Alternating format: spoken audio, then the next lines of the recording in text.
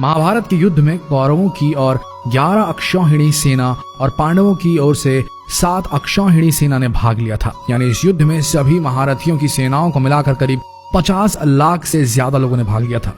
लेकिन ये अब सवाल उठता है कि इतनी विशालकाय सेना के लिए युद्ध के दौरान भोजन कौन बनाता था और कैसे ये सब प्रबंध करता रहा होगा। सबसे बड़ा सवाल यह है कि जब हर दिन हजारों लोग मारे जाते थे तो शाम का खाना किस हिसाब किताब से कैसे बनता रहा होगा। सोच कर देखिए कितना मुश्किल प्रिपोजिशन है ये। दर्शकों, आइए जानते हैं आज के इस वीडियो में वो गूढ़ रहस्य कि कैसे पोषण मिलता था महाभारत के सैनिकों को। महाभारत को सही मायने में हम विश्व का प्रथम विश्व युद्ध भी कह सकते हैं, क्योंकि उस समय शायद ही कोई ऐसा राज्य था जिसने इस युद्ध में भाग न लिया। उस काल में आर्यव्रत के समस्त राजा या तो कौरव या पांडवों के पक्ष में खड़े दिख रहे थे। हम सभी जानते हैं कि बलराम और रुक्मणी ये 2 ही व्यक्ति थे जिन्होंने इस युद्ध में भाग नहीं लिया था। किंतु एक और राज्य ऐसा था जो युद्ध क्षेत्र में होते हुए भी युद्ध से अलग था, और वो था दक्षिण का उडुपी। महाभारत में वर्णित कथा के अनुसार जब उडुपी के राजा अपनी सेना सहित कुरुक्षेत्र पहुंचे तो कौरवों और पांडवों दोनों ने उन्हें अपने पक्ष में लेने का प्रयत्न करा। लेकिन उडुपी के राजा बहुत दूरदर्शी थे। उन्होंने श्री कृष्ण से पूछा, हे माधव, दोनों ओर से जिसे देखो युद्ध के लिए लालायित दिखता है, किंतु क्या किसी ने सोचा है कि दोनों ओर से उपस्थित इतनी विशाल सेना के लिए भोजन का प्रबंध कैसे होगा। इस पर श्री कृष्ण ने कहा, महाराज, आपने बिल्कुल सही सोचा है। आपके इस बात से मुझे प्रतीत होता है कि आपके पास इसकी कोई योजना है। अगर ऐसा है तो कृपया बताएं। उसके बाद उडुपी के राजा ने कहा, सत्य तो यह है कि भाइयों के बीच हो रहे इस युद्ध को मैं उचित नहीं मानता।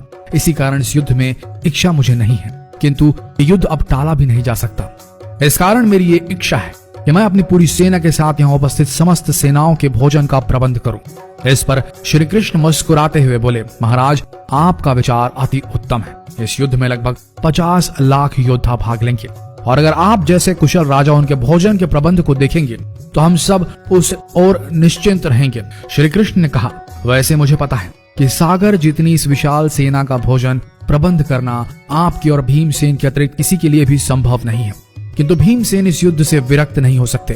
अतः मेरी आपसे यह प्रार्थना है कि आप अपनी सेना सहित दोनों ओर की सेनाओं के भोजन का भार संभालें। इस प्रकार उडुपी के राजा ने सेना के भोजन का भार संभाला। पहले दिन उन्होंने उपस्थित सभी के लिए भोजन का प्रबंध किया। उनकी कुशलता ऐसी थी कि दिन के अंत तक गिन के एक भी दाना बर्बाद नहीं होता था। जैसे जैसे दिन बीतते गए योद्धाओं की संख्या बहुत ही कम होती गई। दोनों ओर के योद्धा ये देख के आश्चर्यचकित हो जाते थे कि हर दिन के अंत तक उडुपी नरेश केवल उतने ही लोगों के लिए भोजन बनाते थे जितने वास्तव में उपस्थित रहते थे। किसी को समझ नहीं आ रहा था कि उन्हें कैसे पता चल जाता है कि आज कितने योद्धा मृत्यु गति को प्राप्त होंगे, ताकि उस आधार पर भोजन की व्यवस्था की जा सके। इतनी विशाल सेना के भोजन के प्रबंध करना अपने आप में ही एक आश्चर्य था, और उस पर भी इस प्रकार के अन्न का एक भी दाना बर्बाद ना हो, यह तो किसी चमत्कार से भी कम नहीं था। अतः 18वें दिन युद्ध समाप्त हुआ और पांडवों के राज्याभिषेक के दिन युधिष्ठिर से रहा नहीं गया, और उन्होंने उडुपी नरेश से पूछ ही लिया, हे महाराज, समस्त देशों के राजा हमारी प्रशंसा कर रहे हैं कि किस प्रकार हमने कम सेना होते हुए भी उस सेना को परास्त कर दिया जिसका नेतृत्व पितामह भीष्म, गुरु द्रोण, ज्येष्ठ भ्राता जैसे महारथी कर रहे थे। किंतु मुझे लगता है कि हम सबसे अधिकांश प्रशंसा के पात्र आप हैं, जिन्होंने न केवल इतनी विशाल सेना के लिए भोजन का प्रबंध किया, अपितु ऐसा प्रबंध किया कि एक दाना भी अन्न का व्यर्थ न हो पाया। मैं आपसे इस कुशलता का रहस्य जानना चाहता हूँ। इस पर उडुपी नरेश ने मुस्कुराते हुए कहा, सम्राट, आपने जो इस युद्ध में विजय पाई है उसका श्रेय किसे देंगे। इस पर युधिष्ठिर ने कहा, श्री कृष्ण के अतिरिक्त इसका श्रेय किसी और को जा नहीं सकता। अगर वे ना होते तो कौरव सेना को परास्त करना असंभव था। तब उडुपी नरेश ने कहा, हे महाराज, आप जिसे मेरा चमत्कार कह रहे हैं वो श्री कृष्ण का ही प्रताप है। ऐसा सुनकर वहां उपस्थित सभी लोग आश्चर्यचकित हो गए। तब उडुपी नरेश ने रहस्य से पर्दा उठाया और कहा, हे महाराज, श्री कृष्ण प्रतिदिन रात्रि को मूंगफली खाते थे।